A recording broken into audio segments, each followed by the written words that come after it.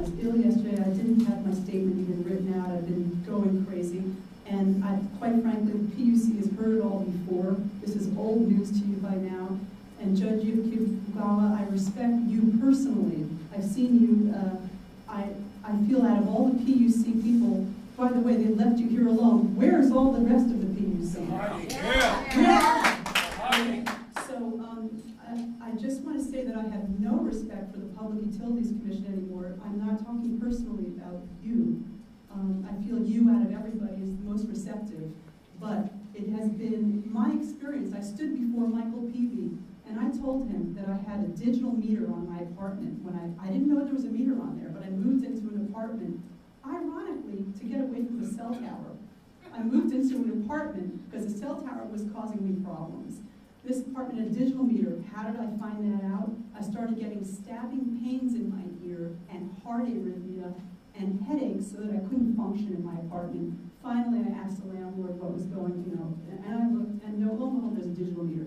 Well, currently, you're not even allowed, if you had a digital meter. I ended up, by the way, before I get into that, I ended up sleeping in my car for 7 months because I had this meter on my house, breaking the law in Los Angeles. 7 months, every day, every night, I slept in my car because that apartment was uninhabitable to me. Now, I stood before Michael Peavy and I told him my story, and I said Edison was trying to charge me $4,000 extra a year.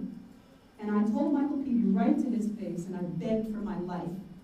Michael Peavy did absolutely nothing. So I personally know the Public Utilities Commission is worthless. Worthless, and we're going to need to sue everybody, it seems. Apparently, you have received thousands of complaints, thousands about health effects. Nothing has been done to protect anybody. On immediate halt, the Public Utilities Commission website states your responsibility is to protect and is to provide safe service.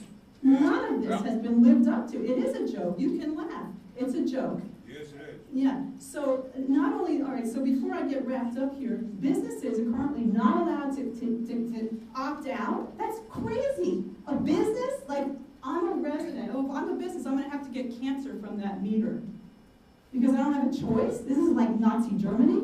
Yes. Yes. Yeah, and if you had a digital meter prior, and you just found out about the health effects, you just found out why you've got this insomnia, your headache, your stabbing pains, your heart arrhythmia, well, guess what? You can't go back to analog meter because Edison says so. The silver lining in this very dark cloud is that people are very angry.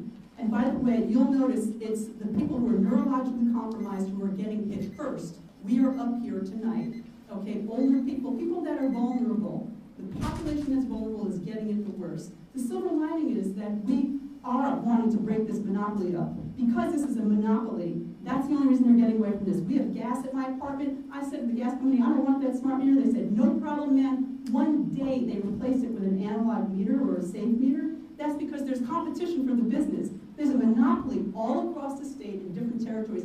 That needs to now be broken up. It's quite apparent that they're disgustingly abusing their position. And, respectfully, Judge Fugawa, the PUC is a disgusting bunch of criminals, okay? Disgusting. They need to go down just like that.